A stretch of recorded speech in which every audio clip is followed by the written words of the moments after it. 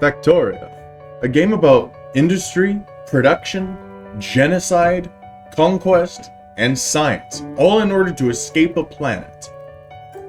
But then there's this other element we don't seldom talk about, because in the deep recess of our mind, we realize that anyone who plays Factorio doesn't have any friends. But it's also about cooperation. Unless it's not. In which case it's about brutally murdering your friend and destroying everything they've worked hard to do.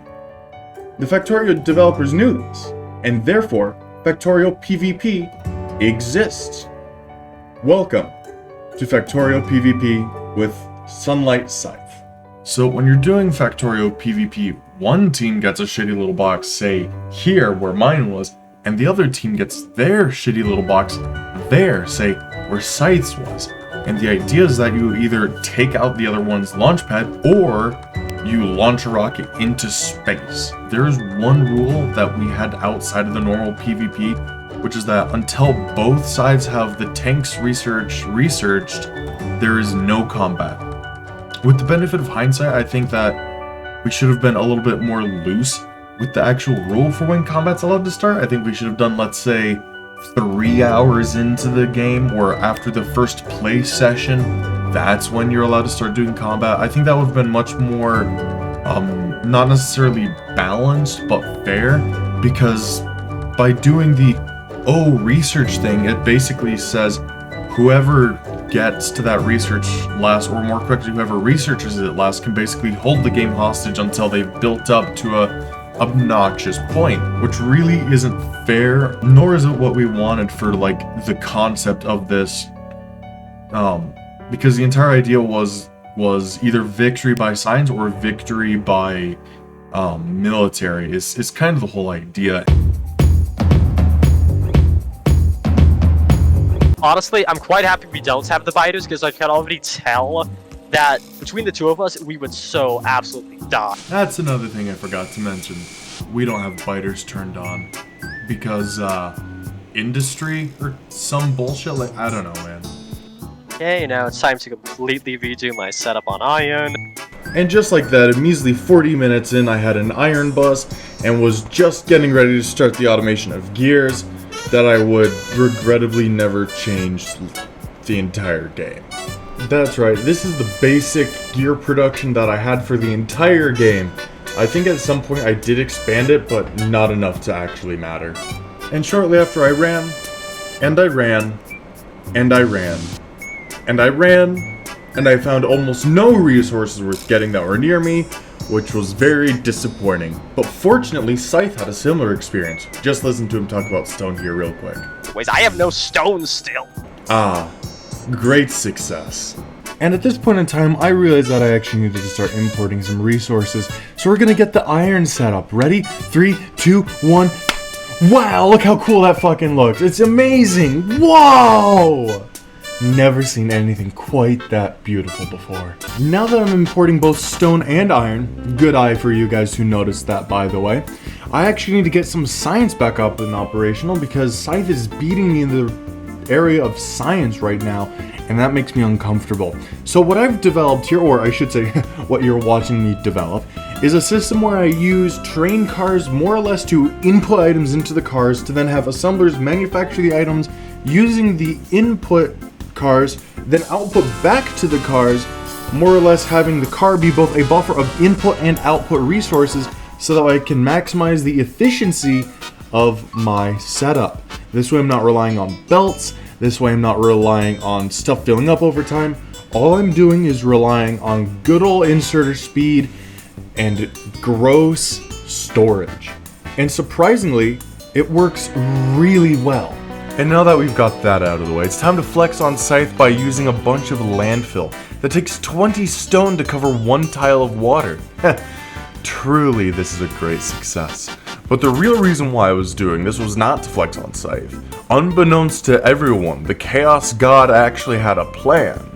And that was to use this area as a spot to make things like sulfur, advanced circuits, blue science. I would import my military scienceers to be processed with a bunch of science machines or science labs or whatever. And most importantly, later in the game, this is where my tank shells will be manufactured. But we're not there yet, so why don't you just be patient, you little shit? You'll see the setup I have for that eventually. First things first, let's watch the docks be assembled. This is where the trains are gonna go in to give this area enough resources to process what I just explained. And then immediately afterwards, you're gonna watch me assemble the roundabout. It just adds a little bit more efficiency into my network, so that way when I want trains to go areas closer than the far reaches, they don't have to travel all the way to the far reaches and then all the way back. I really should have done something like this sooner, but my brain is the size of a sunflower seed, so I did not.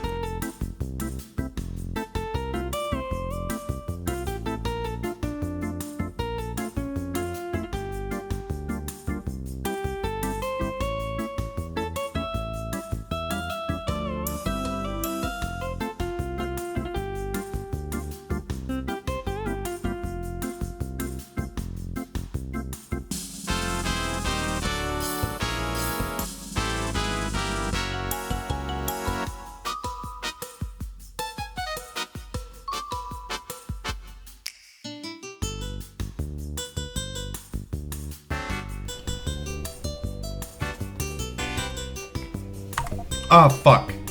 This was my first and only death in this run. It makes me extremely upset that it happened, but unfortunately it is real, and therefore I must show it, as a sign of my shame.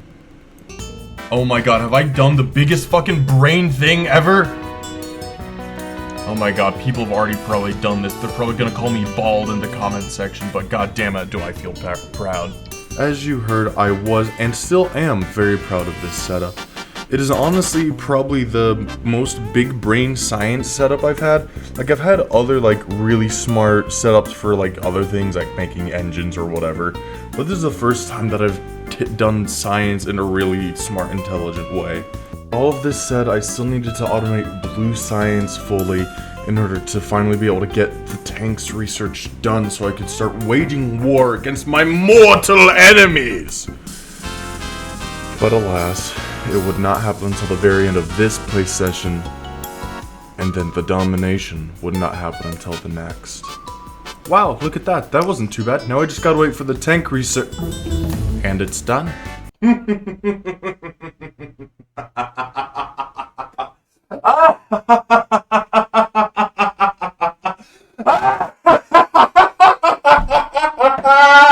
Now witness the shell production and then my final victory.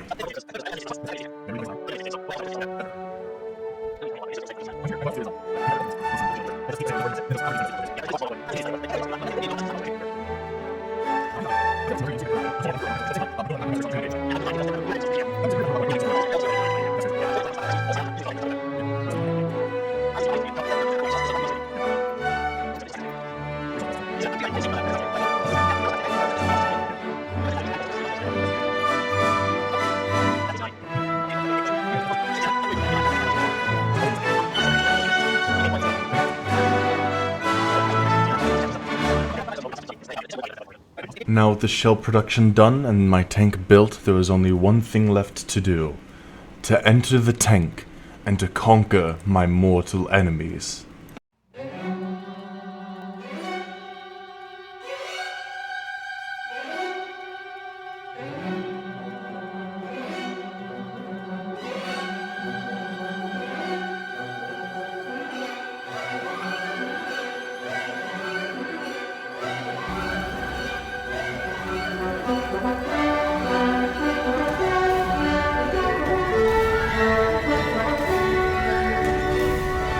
Are you attacking me?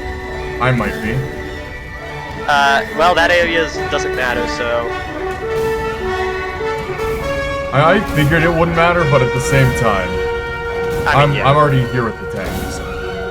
Yeah. Might as well destroy the rocket silo. Fuck it. Why not? I can make another one. I mean, it's really expensive, so...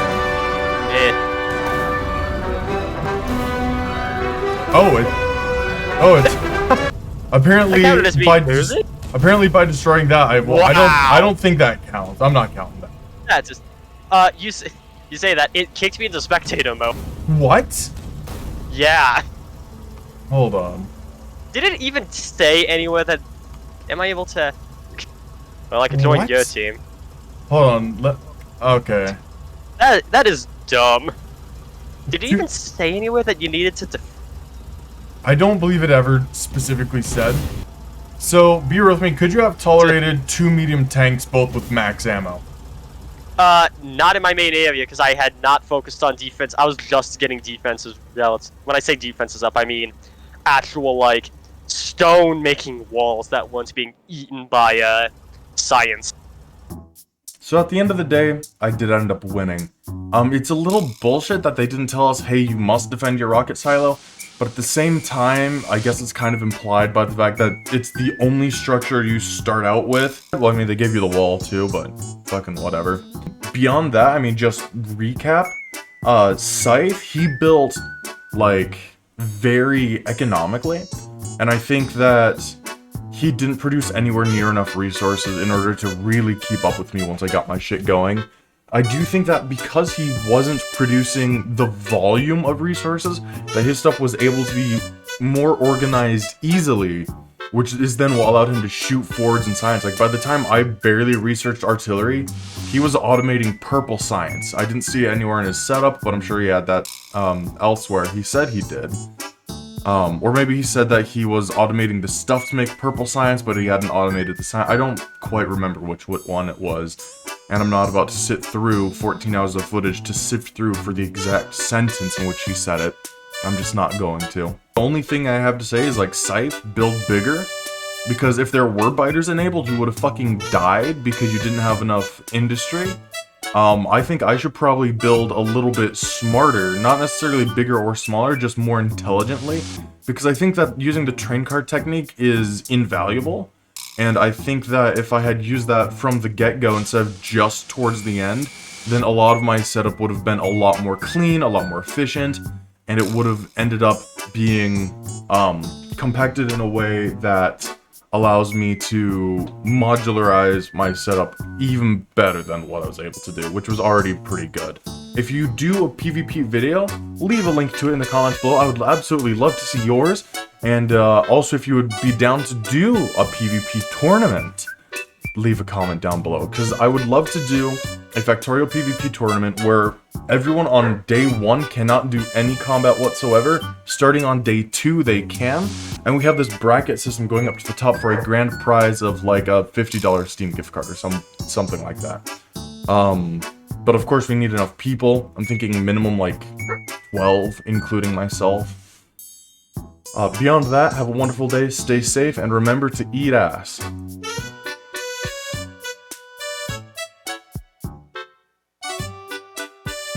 Victory!